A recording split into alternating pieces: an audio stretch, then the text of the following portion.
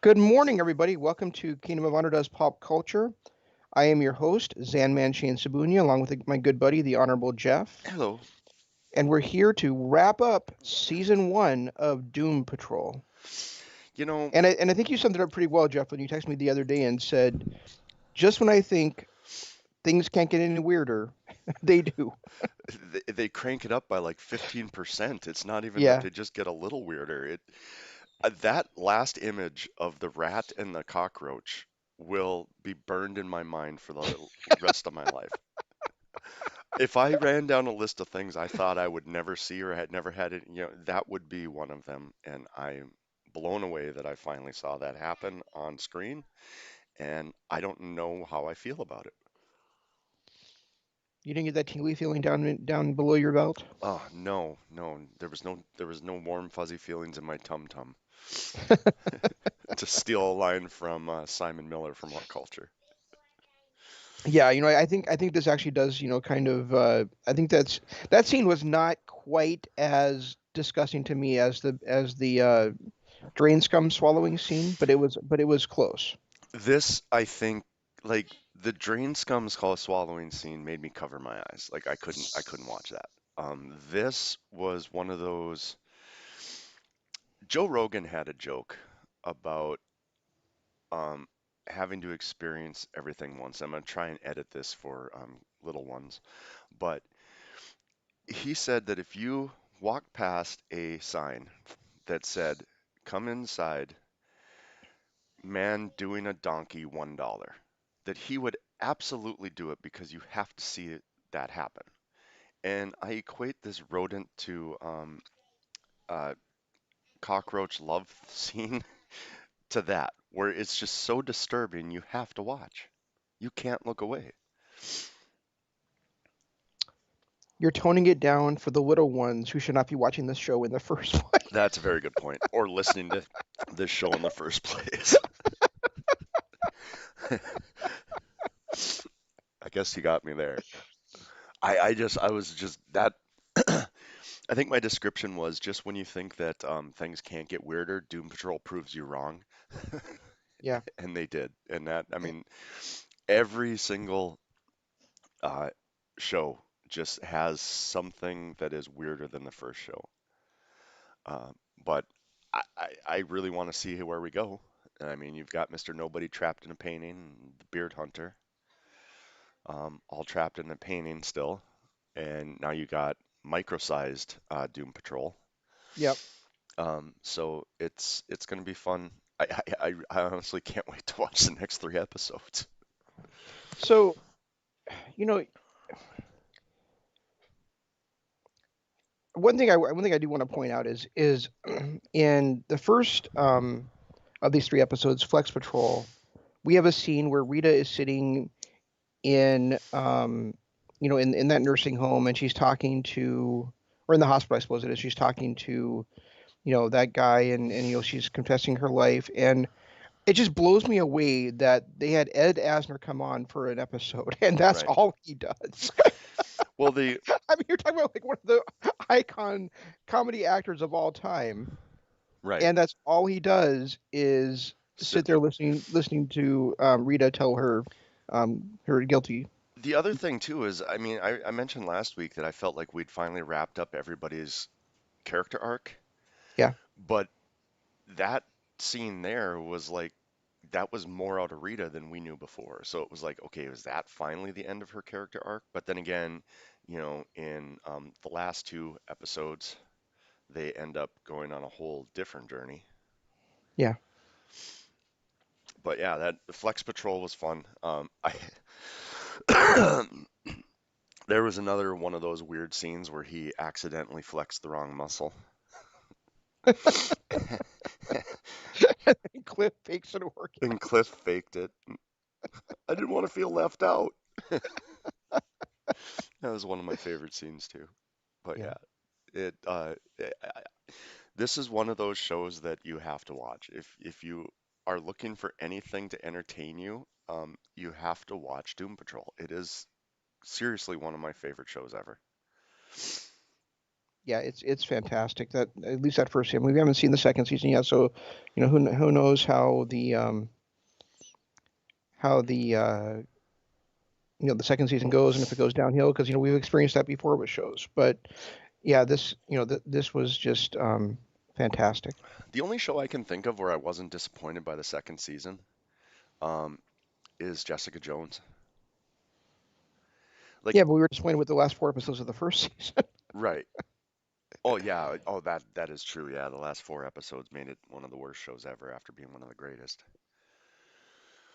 But their second season was twice as good. I mean, and if you think about it, all the shows that we've seen throughout history, like Supernatural, I loved the second season, but I felt like it was a disappointment from the first. Same thing with Walking Dead. Was better, but it was also kind of a letdown because that first season was just so good. So I guess we'll see if Doom Patrol can do that too. The thing about creative stuff like this, I think Angel season two completely blows away Angel season one. yeah, you're not wrong there. The one thing about creativity, and people always say this when it comes to albums, like a band releases an album, the first album is just the greatest thing ever done, and then the second album is such a letdown. Well, when you're a creative person like that, you have to realize that these creative people spend their lifetime on that initial thing. Like they've spent their lifetime developing the songs to go on that first album, and then they have to push out another album within a year. So of course it's going to be a letdown because they haven't spent 20 years perfecting it or however Yeah, long. And it's the same with TV shows. It's that first season is usually whoever the developer, writer, whatever, it's their entire life was put into that first season. Then it gets picked up for a second season. They have to quick write another script for the next in the next 6 months. yep. So I mean, I always look at it that way. It takes them that second season to kind of define where they're going, and if it gets picked up for a second season, maybe they start thinking long term. But typically, everybody puts all their life work into that first season, that first album, that first painting, that first book, and then the second is always a letdown. Um, I also want we've raved about how great Cliff has been as a character and I at one point over the summer I texted you a quote from this show and we got to see it in the final episode of this one where he just goes, oh, so now if I don't go to the painting I'm the asshole. Yeah, Of course I'm going to the fucking painting because who else is me enough of an asshole going to the fucking painting? yeah, he's and him climbing out of the rat into the cockroach Yeah, was another just great. I'm not going to be swallowed by a rodent. I'm not going. I don't know. He's still Brendan Fraser nailed that part, and he is easily the best character in this.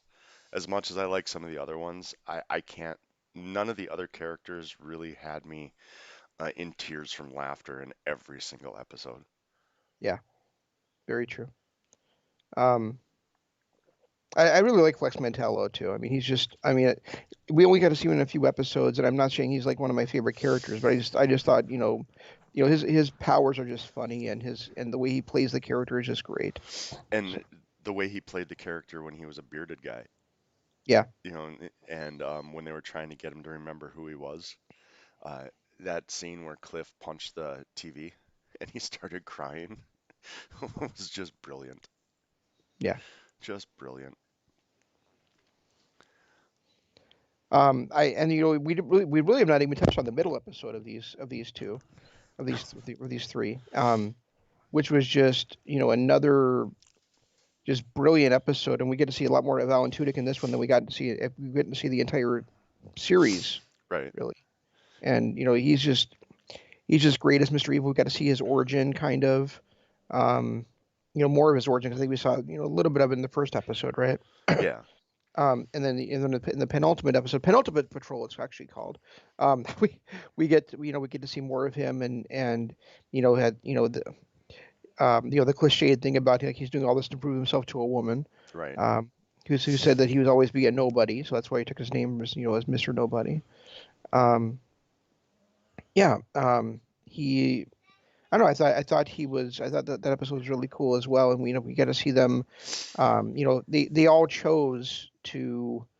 Um, there was a white space scene where, I guess you did touch on Jeff. You talked about the orgasm part of it, Right, um, but there's also, they all are sent to their own, back to they're sent back in their imagination, basically back to a point in their lives. And Mr. Nobody, claims that he has the ability to allow them to relive their lives from that moment, right, like the moment, and it's basically the moment like right before everything changed for them, like the moment before Jane was injected with that, and her multiple personalities, became overblown and powered, and the moment before, or the morning of the day that Larry was going to take his flight, and the day that Cliff was going to drive with his, trying to reconcile with his daughter with his wife that night, and then the next morning, they go for a car ride, and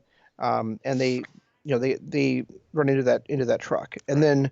then the morning that Rita, right before Rita was going out for her scene, where she, hit that green slime and she became, whatever she became. Well, Um, the thing about that scene is that that scene they actually changed it up from what it originally was. Because remember, the reason she fell into the lake was because she was still distracted by that cameraman or whatever.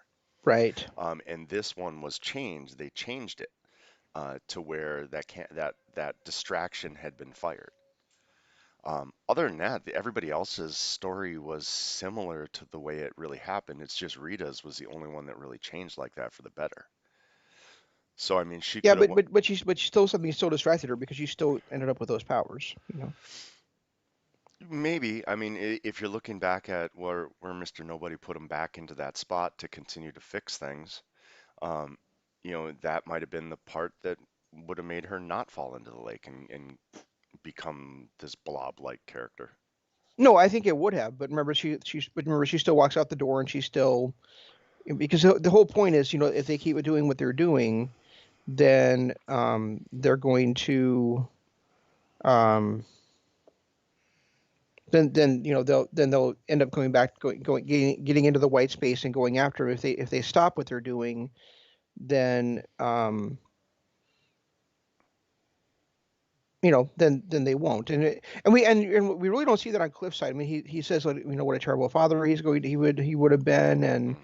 he would have fucked things up anyway. And that's kind of like the last we see of him. But the other three, they all have that dramatic moment of, Hammerhead is punching those chairs out of the way, Right. and Larry leaves for his mission, and then Rita is heading out of her dressing room tent, um, before, off to, you know Yeah. film her scene.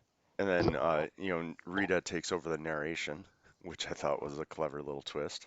Yeah, Um, that and was cool. and made some sense. The scene where they just kept dying over and over and over again was, the last, what, 10 minutes of this episode Yep. was kind of fun too, but kind of weird at the same time.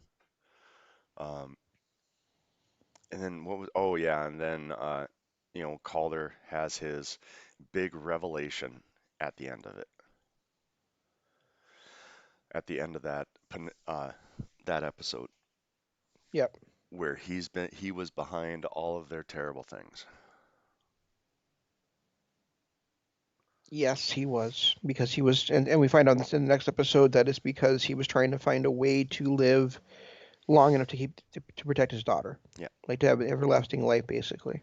so he could live one day longer than her, so that he could continue to protect her. Yep. Um, and then the next episode, the beginning of the next episode, we get to see literally all of their origins and what Calder had to do with it. And it, it's it's kind of, I mean, when you get to Cliff, um, he had kind of changed his mind on the whole thing. Everything was working well with Larry and Jane and Rita, so he was kind of over it. And then they found Cliff, and then to find out that he was actually supposed to die in his race car on the track, not the way that it happened, which ended up killing his wife as well. Right, and if we look back, I think it's the first episode of the series, maybe it's the second, where where we see how Cliff becomes Robot Man. Right, There actually there was that crash that he was supposed to be, that he just barely avoided. right, And I think I think that's probably where he was supposed to actually end up toast. right. Yeah. So and what did he say when they brought that one that he'd asked for this request like 30 years ago, I think it was 10 years ago. and they're like, oh well, we just finally And that was got it, and he's like, that well, was don't. that was about Jane though, right? That was about Jane. No, that was 77, so it was. Yeah, Jane. Cliff was 86. Oh, okay. Okay, so maybe it was about Jay, but by then he'd already had a change of heart, where Yep. he didn't feel like it was necessary, but they continued to push it. Right. I mean, there was um, a lot of things in this episode that kind of brought everything together and made it all weird. And then the fact that they all still were like, yeah, we'll do this, but not for you, for your daughter or whatever. When they decided Yep. to go into the painting and the Yeah, it was interesting to see Mr. Nobody kind of broken down and sobbing, and he had his he had his plan overrun by um, Admiral Whiskers and by can't remember the name of the cockroach, but Ezekiel.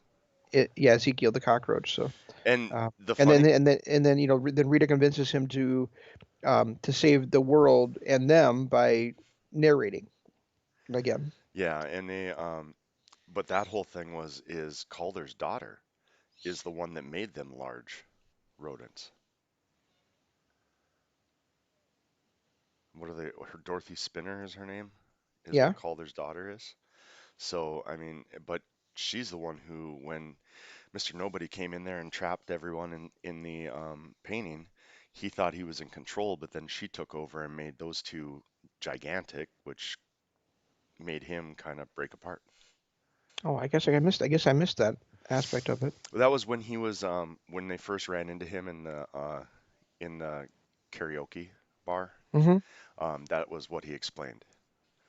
Gotcha. And then they started looking for Dorothy, and but this Dorothy Spinner, I'm curious how they're going to make her.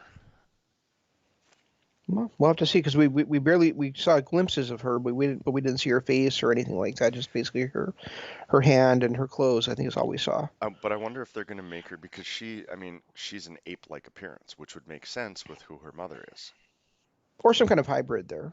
right? You know. And she has what psychic ability? Apparently, yeah. And I just looked her up. Her powers and abilities. Let's see here. Her powers You and don't abilities. you don't want to be surprised. No, I just Here we want go. I like to see how they bastardize characters like they did with Maxwell Lord. In both variations of his character. All right, Dorothy's power enable her to bring imaginary beings to life. They can survive as long as Dorothy is alive. In one case, a false Cliff Steele disappeared when he realized what he was.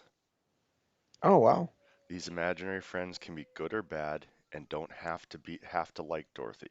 This power can also bring about beings who are removed from this plane of being, such as the Candlemaker.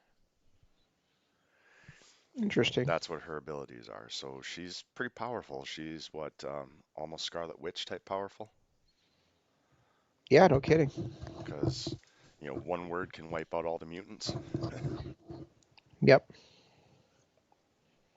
Now I'm even more Um, interested in seeing season two because I want to see how they manifest her, and I really want to see what happens with Mr. Nobody. Is he obviously he's going to somehow get out of the painting. yeah, I did see something where Alan Tudyk said he wasn't sure he'd be back for season three, which means he definitely is in season two. Oh So yeah, I saw that too.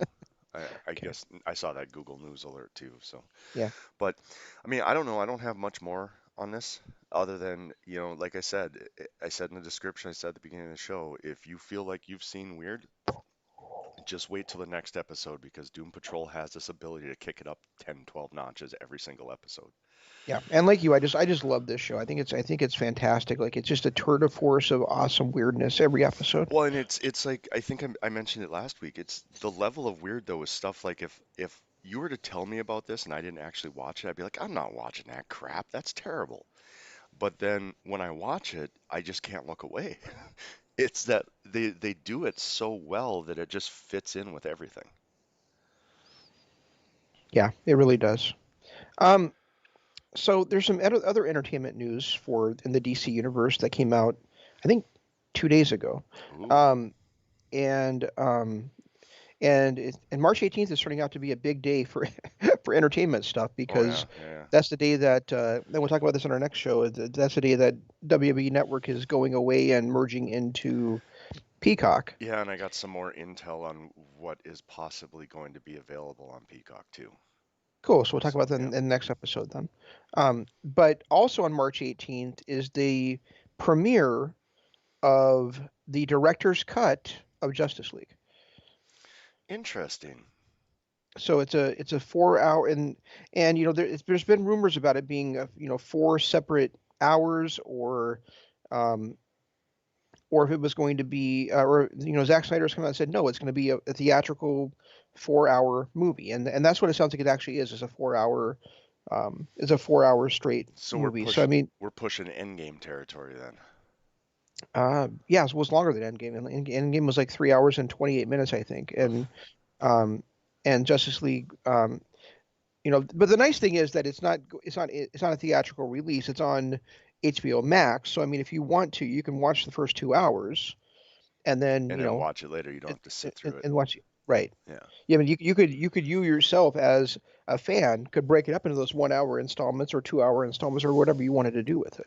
And for me, that'll be perfect because I've seen the movie, the original movie, hundreds of times. So there's going to be spots where it's like, I've seen that. Hundreds. Okay, maybe not hundreds.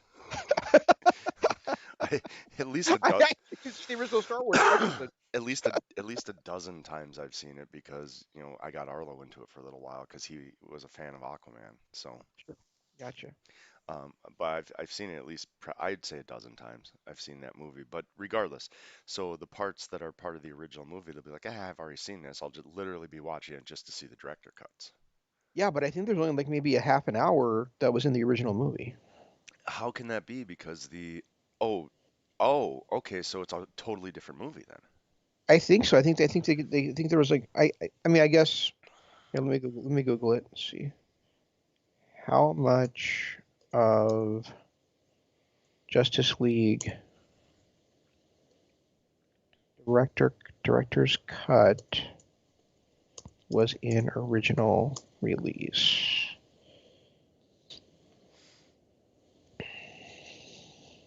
I like how you did the little narration of what you were typing so that it wasn't just dead air. uh, I thought I had seen something where there was like there was like a whole ton that Joss Whedon pushed to the side when he did his, and he only used like a um and there was like a lot that could be added back in, but I'm Well, anything Joss Whedon's going to be good, so I'm okay with that. no, I'm saying that that Joss Whedon you didn't use a lot of what Zack Snyder had cut. Oh, okay. Oh, so we're doing it's the Zack Snyder's version. This is the Zack Snyder cut. Well, that could be interesting because Zack got a really kind of bum rap on that movie for that movie when he really didn't have much to do with it. Yeah, and then if you I don't know. I'm not seeing it here. What I probably should do is the next because we're talking about like a month and a half away. Is I should in that month and a half go back watch the Justice League that was actually released again because I watched it once like 3 years ago or whatever. I mean, Um, I didn't hate it. The whole Superman drama was annoying, but I didn't hate the movie. I know a lot of people like despised it, but it did kind of stick with the what we've been saying about DC TV compared to DC movies is they spend too much time the DC movies spend too much time relying on the comic books to build the characters. Yeah. And the movies don't take the time to actually build those characters into something that we care about. Um, Well, yeah, and that's what Zack Snyder was planning to do. I mean, his if you there's actually a YouTube video where they discuss this. You might want to watch if you haven't seen it. But basically, his whole idea was that this was that it was going to be a two-part. Justice League was going to be done in two parts, where the first part basically was going to be a lot, not exactly what we saw in the original one, but some of what we saw, we would um, Superman would return from the dead, but he would be evil, right. and he would be basically manipulated by Darkseid, um, to, and then in this, or not by Darkseid, by Beowulf. And then the second one, we would actually see Darkseid come to Earth, and there'd be a huge battle between the two, between the Darkseid's forces and Justice League, with Superman eventually then Who was it they took reach. out in Batman versus Superman that actually killed? Wasn't it Darkseid that No, killed that Batman? was Or I no, mean that's Superman? no, that's Doomsday. Doomsday. Okay, yeah. No, I no, think no, no, no. Darkseid is basically like Thanos is basically the Marvel version of Darkseid. okay. Well, the one thing that I give credit to Marvel for that I really have to beat down DC for is they took their time. They took every Avenger character and gave them their own little story, their own little movie franchise, built them up along the way. And then when it came time for the Avengers, we already had characters that we cared about. Hmm. DC didn't do that. No. DC just said, let's take all these characters, you guys know them from the comic books, let's throw them on the big screen now. Where they should have had like a phase one 10-year plan or something like that.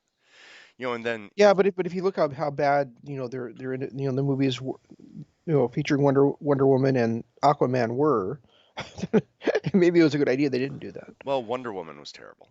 Both of them. I mean, they weren't terrible, terrible. They were decent movies, but they were not what I would have expected.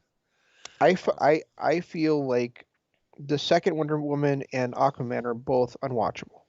So um, I enjoyed Aquaman. Maybe it's because Arlo fell in love with the character, so I watched it multiple times. The first time I watched it, I was like, whatever. Um, but then he fell in love with the character, so we watched it multiple, multiple times. And I think I learned to appreciate it over time. yeah, I know. I think I told you, like, I went like half an hour in, there was just too much humor that was falling flat for me, and I wasn't gonna just keep watching it, Yeah, it was pretty brutal. The jokes in So the beginning were pretty brutal. and even like when I initially saw the trailers, there was parts of it that I just like was like, really, and it just and when I actually watched it, it was just kind of, I think, bias confirmation for me. I just couldn't keep watching it. Yeah, So I can see that. I wouldn't have kept watching Wonder Woman, 1984, if we hadn't been doing a show about it the next day. I really struggled through that movie. That was a tough one to watch. And I think a lot of it is I was so irritated about, um, the Maxwell Lord portrayal and the way Cheetah ended up just becoming Cheetah. No explanation, just all of a sudden you got all this power, so it made you into a cat. I don't get it. Um, and then the fact that it was a period piece back in 1984 instead of, today, and there was just so much about it that was just awful. And hey, if you want to get our immediate take on it, we did a show about that, what, a month ago? Yes, and there's a new movie on HBO Max now that debuted this weekend that we'll cover for next week's episodes. Uh, Ken Fonda's pop culture, called Let It Go, with Denzel Washington.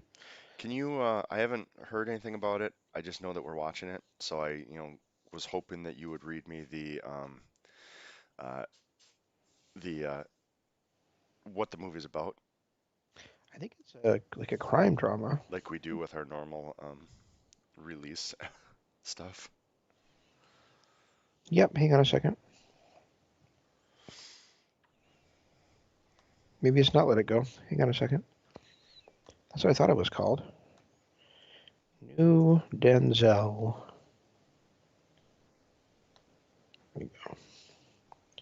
The Little Things is what it's called. I was really, really, really close. Wow. Film follows Deke, a deputy sheriff played by Denzel Washington, who winds up searching for a serial killer in Los Angeles.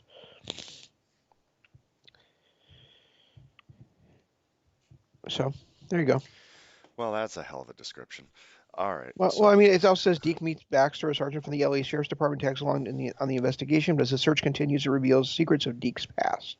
ah, okay. Directed by John Lee Hancock and also featuring Jared Leto. All right, well, it's Denzel Washington, so I guess I'm excited to watch for that. But that description would be one of those movies where I'd go, nah, I'll waste 2 hours of my life for that. But No, I get that, but we kind of committed to do that for these right, HBO right, Max things, right, right. Well, or that's why I or I said that's committed why or I committed. That's one of the two things. that's why I like when that's why we do these where you just reveal what the storylines are and wrestling cards and stuff like that to get my immediate reaction. And That's for the immediate reaction. Ugh. as a reminder, guys, this is one of those HBO Max releases that are simultaneous with theatrical releases. So they're on HBO Max for about a month, and then they're gone for a few months.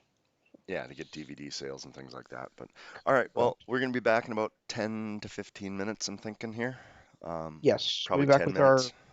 and we'll be back with our wrestling show again. Talking about the loss of WWE Network, talking about Royal Rumble, previewing that, and then also reviewing the latest NJPW pay per view, New Beginning in Nagoya. So, Which has some surreal moments for me in it. uh, All right. All and right, then guys. also some phantasmas, phantasmatic commentary. So ELP is fantastic. That's all I'm gonna say. All right. We'll be back in a few minutes here, guys. cool.